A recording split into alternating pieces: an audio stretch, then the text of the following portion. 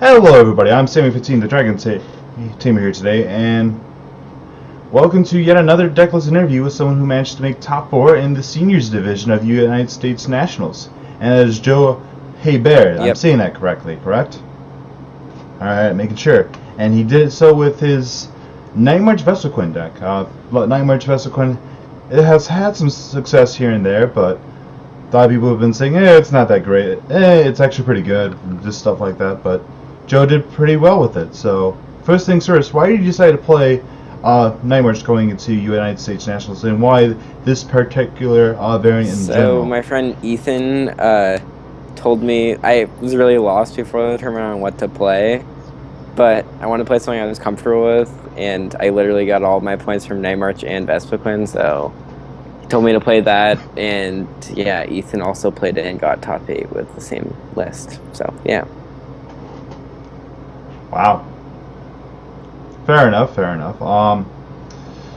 So walk us through your tournament day. What did you face in each and every round? Okay, so round 1 I faced Blake with Metal. That game, that match was just, it's 50-50. I mean, if he can pull off like a late game Bronze Song break and then destroy all of my attackers, that's rough, but he was never able to establish that either game, and I just 2-0'd him. And then second round, I played against Mega Ray, so that's an auto win. That was pretty easy. And yeah, it's pretty much an auto win. And then round 3, I played against Emily Chang, who's a good California player, who played Metacham Carbink Break, and it was actually a really that was by far my toughest round of all 3 days. Yeah, the focus ashes. I had to.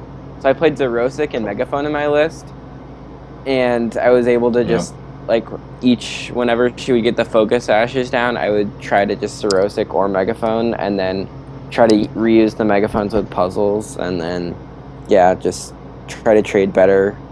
She played Regirock EX as well, so I just Lysandered those as much as I could, as well, and 2-0'd that as well. And then, all right, I go. Okay.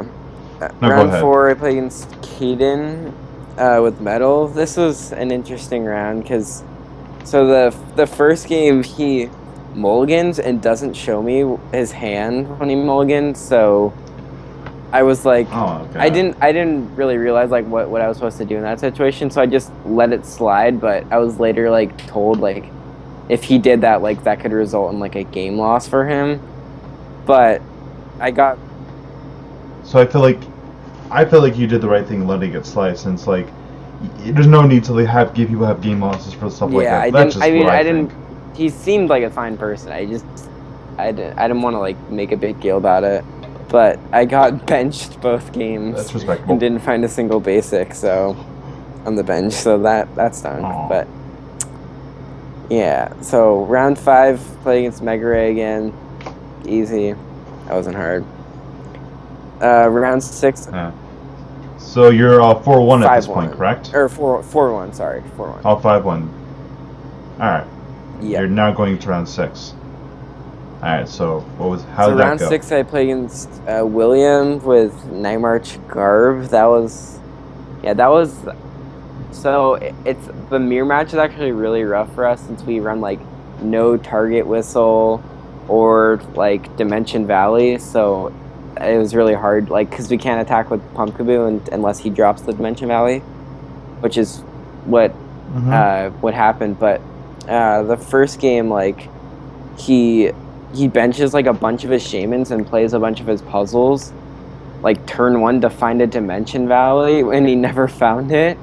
So after he did all of that, he burned through 3 of his puzzles, so I was just okay, well, now I'm just going to remove all your DCEs with Enhanced Hammer and Zerosic and knock you out, and then the game was over because he just can't draw that, so that's what happened.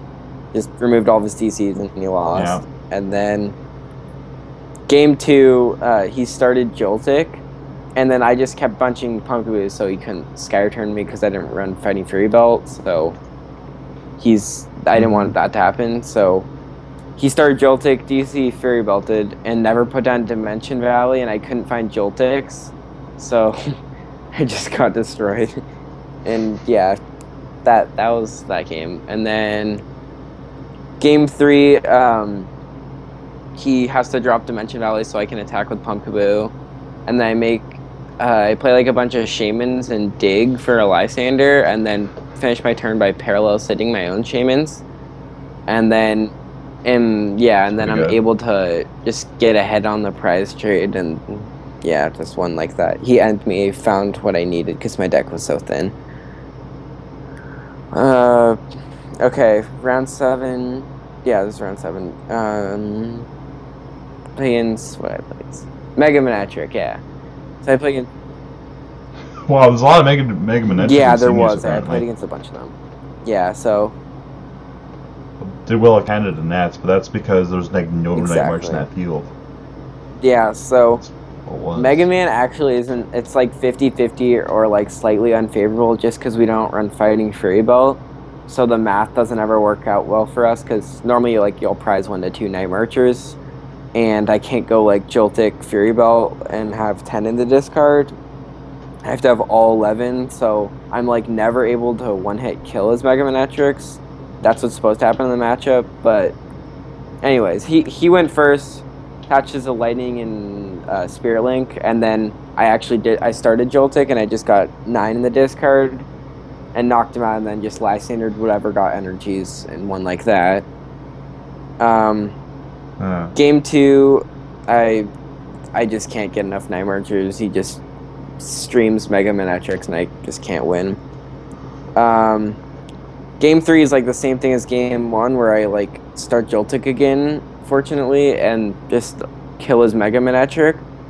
And then I'm down to 1 prize card and he has 6 left, and it ends me, and I don't draw anything for like 4 turns in a row until I finally find a Sycamore and Sycamore into Joltik and a DC, and I had all 11 in the discard, so I just one-hit kill his Mega Manatric.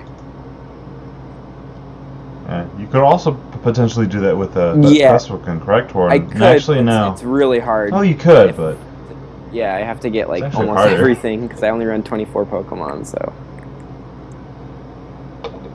you're right. You have to like pretty much get like everything other than the Vesperquin, the 2/2, the 1/1 Vesperquin. Yeah, exactly. In there for the most part.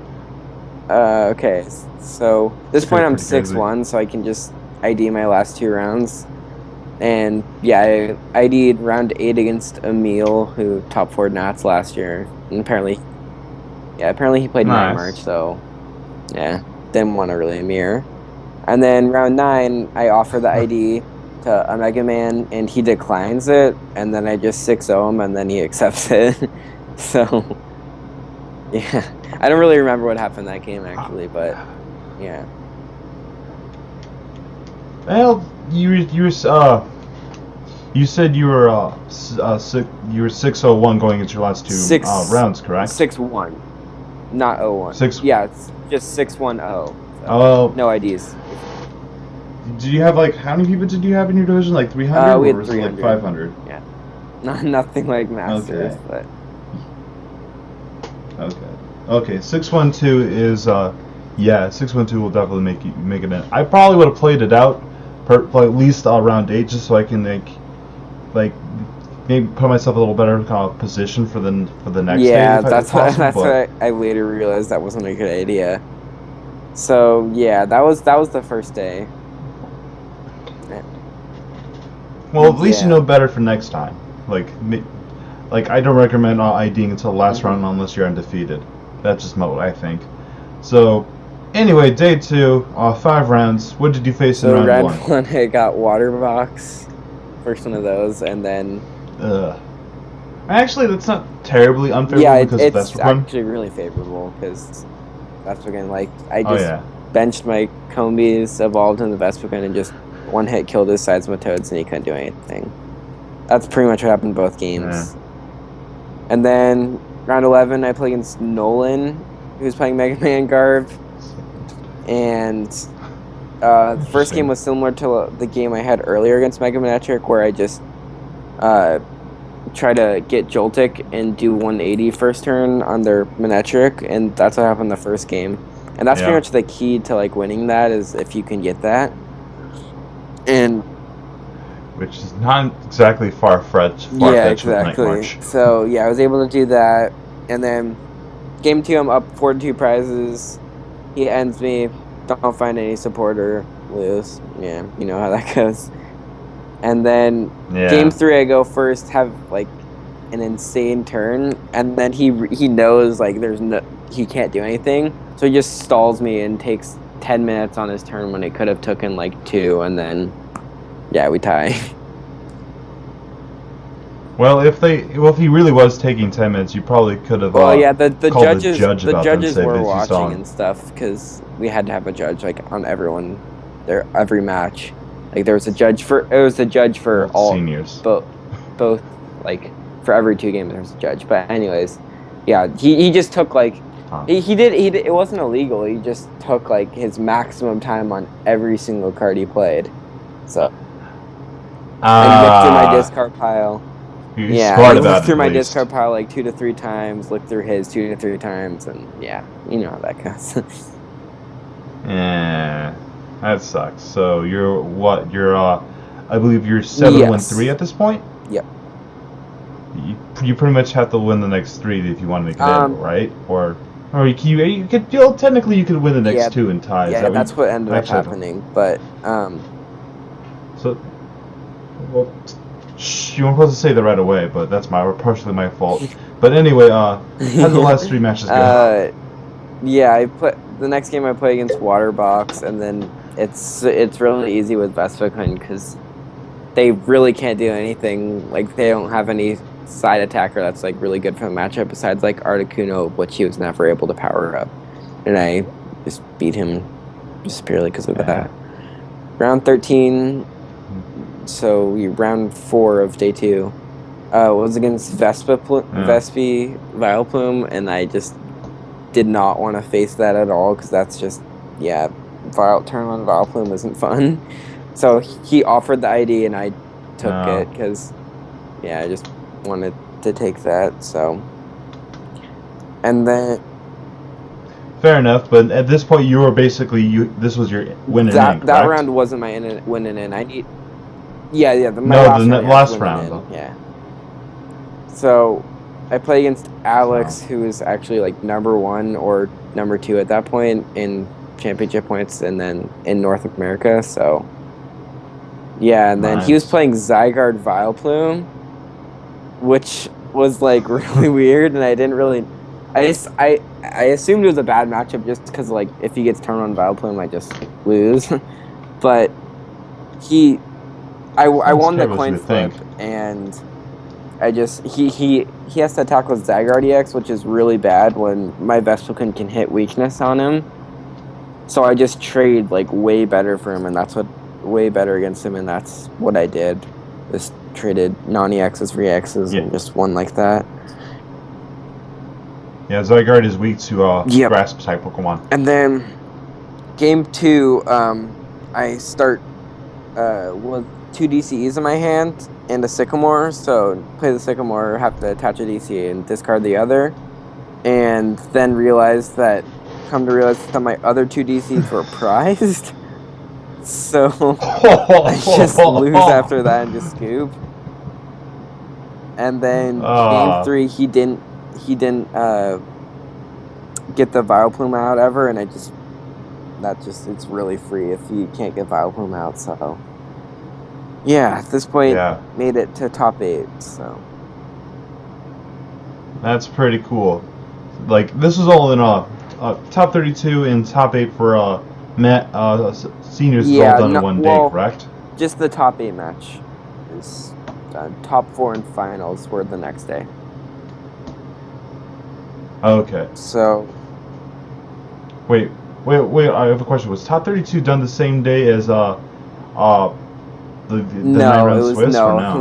Luckily, no. It was done the same day as just the top 8 match was. So that was day 2. Oh, okay. Making sure. Just want to get everything clear for myself and, of course, the audience. So, Alright, how did your top 8 So match go? top 8, I played against Calvin Connor with Mega Ray and Jirachi promo. That game was on stream, which is pretty cool. And Nice.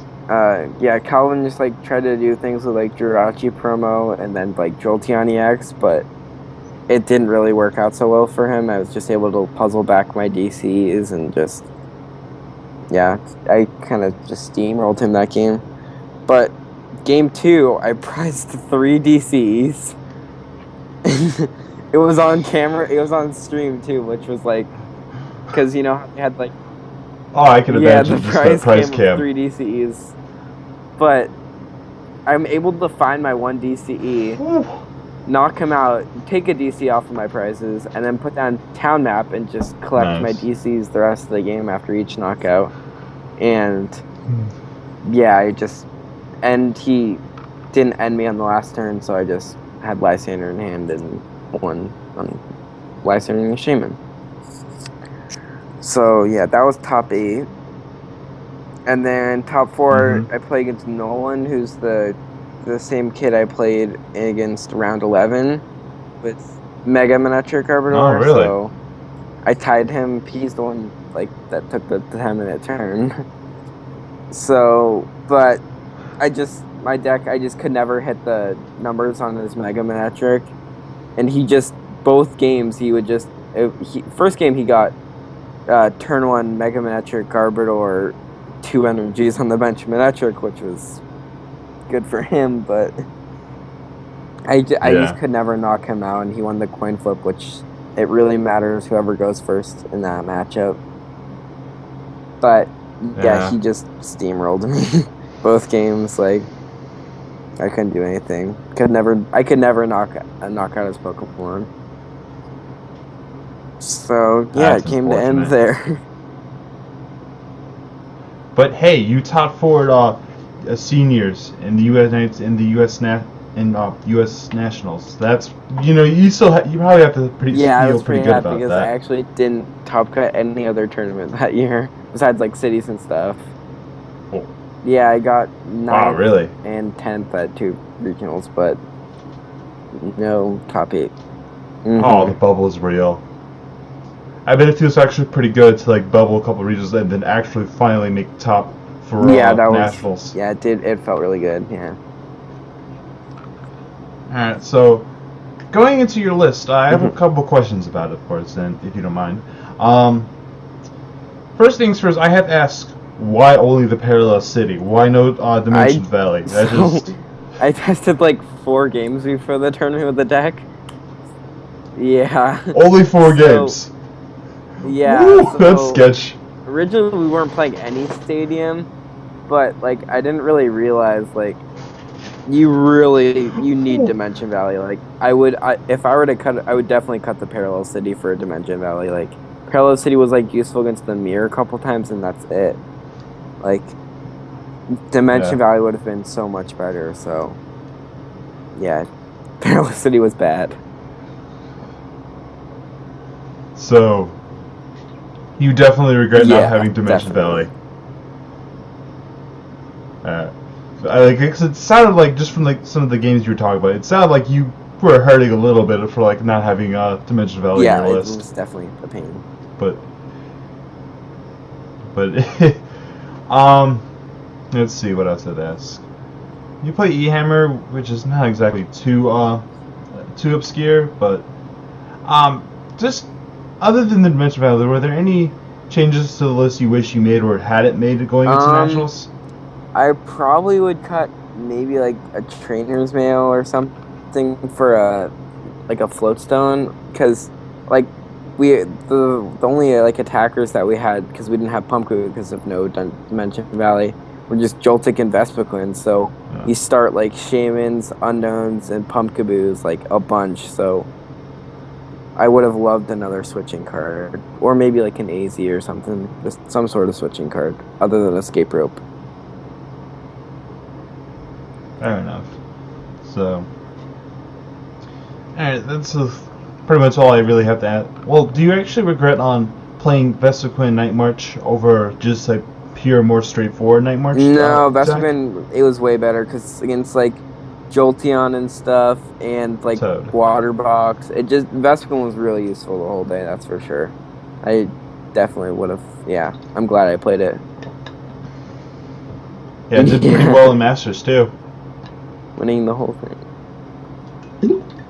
Yeah, winning United States Masters, which, according to like a lot of people, in some people's opinion, it actually is the toughest tournament in the of the year. How big it is, how big it is, and just some people would say it's tough because like some of the there's some of the nationals, some of the U.S. nationals players are actually better than some of the people who go to the world. Some of the people from like outside of the United States, like some of the European players. I could see that.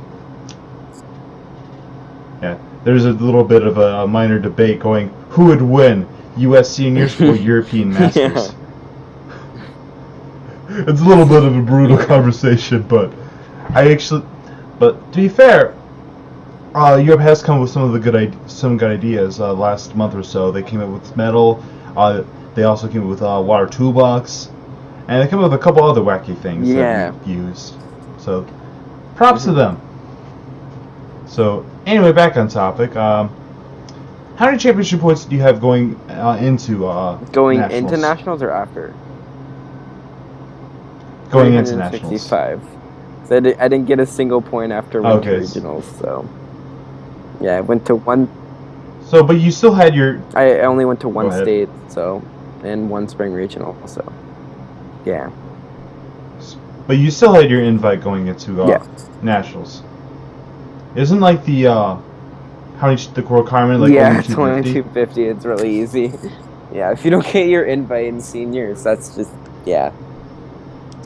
it's free. Well, I wasn't just like your words, not mine. So, how many points did you get for top 4? Do you know? Yeah, 665 right now. So did you top 16? No, division? Unfortunately, if I would have won my top 4 match, I would have gone top 16. So that stunk.